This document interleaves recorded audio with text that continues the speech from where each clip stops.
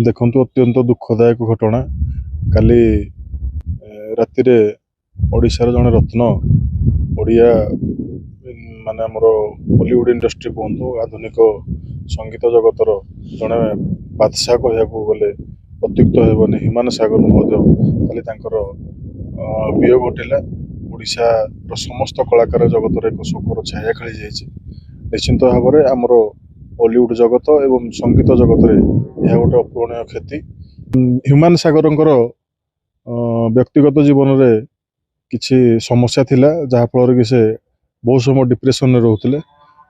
मोर व्यक्तिगत भाव सहित 2017 मसीह सहित गोटे स्टेज प्रोग्राम सहित देखा होता से कौन प्रकार निशा सेवन करूँ से केवल मु जानवर केवल गोटे कॉफी चॉकलेट ही खाती से उषुम पानी ही केवल पीती स्टेज प्रोग्राम रे। किंतु परवर्ती मुहूर्त आप देखिए शरीर पूरा असुस्थ हो से पूरा माने शोचनीय हो जाता ये। मुझे कहवाई चाहिए युव समाज को युव वर्ग को जे आपण मैंने निशा ठारू दूरे रुहतु एवं व्यक्तिगत जीवन हो किंबा कौन सी कारणवशतः समस्या तो सब लगी रही।